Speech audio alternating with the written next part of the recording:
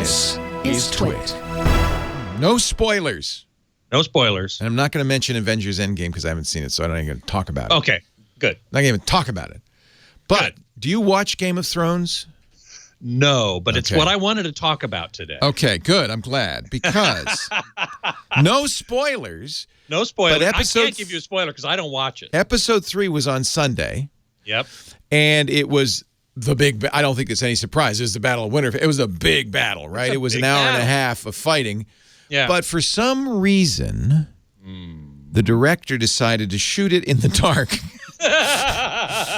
More specifically, he decided to shoot it in what's called available light. Yeah, I mean... And it's not the only time that's happened. Available light's fine, except that the bad guys, I won't even say the Night King and his army of dead people, but, that guy... Those guys. And the good guys, for some reason, the good guys joined the fight in the middle of the night. They began the battle in the middle of the night. So available light is nothing.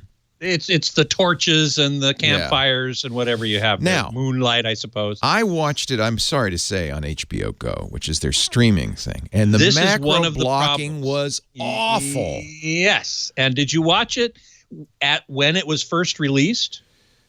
We did watch the HBO Direct stream, I think, but we watched it on a projector.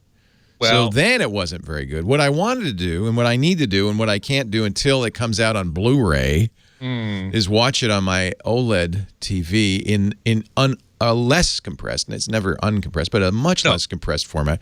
Because I bet you there is some detail in those blacks. Yeah, it's not just a, not just a. I bet you, because some of the images, and what people have done on Reddit is they've pulled frames from it and brightened them up.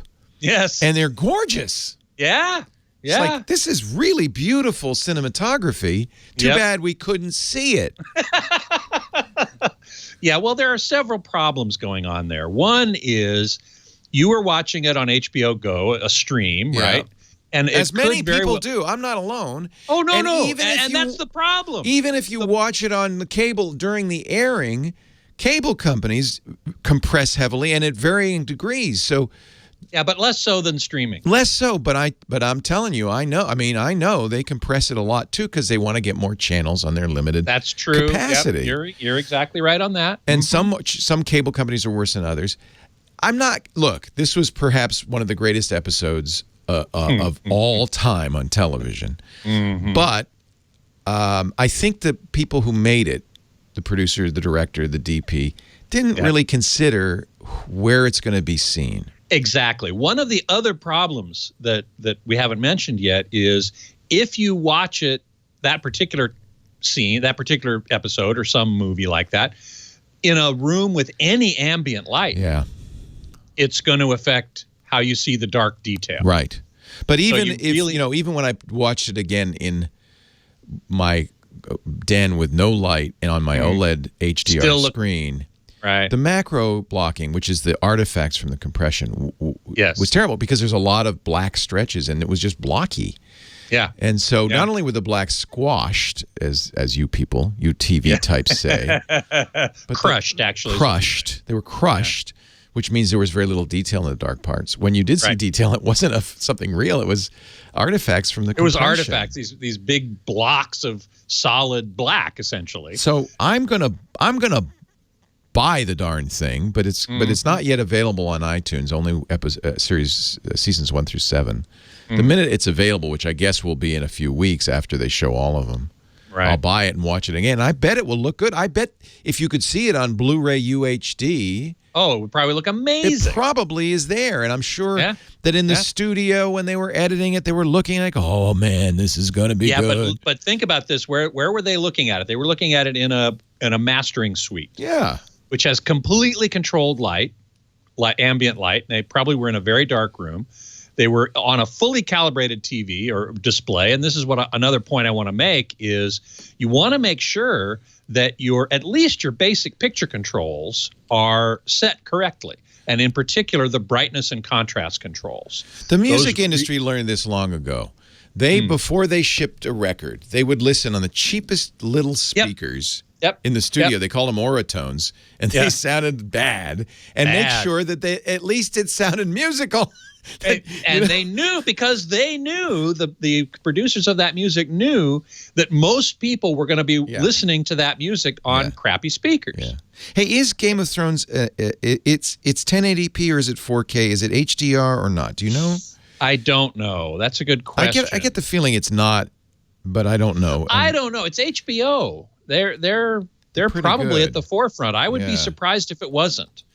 I would be very surprised if they didn't shoot it in HDR and maybe even shoot it in 4K. Now, it's not distributed in 4K. It will be on UHD Blu-ray probably, I suppose. But for streaming, I mean, I suppose they could stream it in 4K. That's really the best way to get 4K into your home other than on a disc.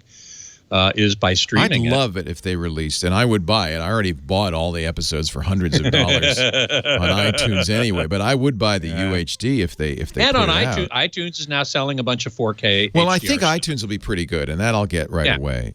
So I think it'll be better. So some people are saying adjust your TVs, but honestly, because of the compression. Well, yeah, that's the big bugaboo right there. I mean, certainly you do want to adjust your TV, no question, but they shot it in low light.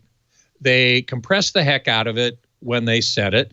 You were probably watching it with 10 zillion other people at roughly the same time. Yeah, that was another problem. So it's even that's more another compressed. problem. Their servers are probably overtaxed. Yep. It was, in fact, the most watched episode ever on HBO. Yeah. Which doesn't say much, but it's still. You know, some people are saying, I've seen articles saying they should have learned from Netflix. Stranger Things, which was shot in 4K HDR, Netflix did a much better job, and I never noticed macro blocking or problems. Well, that's interesting, but of course they didn't have the huge audience that Game of Thrones. Well, and there was a lot of darkness in Stranger Things. Well, that's true too. And it actually, I used it to show off my HDR TV because it looked so good. Interesting. I wouldn't show off my HDR TV with the long night episode of Game of Thrones, because basically it'd be, okay, it's night, it's long, but it's night, it's long, what's going on? Yeah. No, I don't. I have to look up whether Game of Thrones is actually shot in HDR or not. If it is, then it's got to be. And I'm surprised that it. Okay, so I'm looking on hd-report.com. The first season of Game of Thrones was released last summer to 4K Ultra HD. And so if they shot the first season that way, they must have shot the whole thing. So you will, good news, eventually be able to get a UHD Blu-ray. And finally see all that detail. Yeah, by then no one will care. Scott Wilkinson, Home Theater Geek, TechHive.com.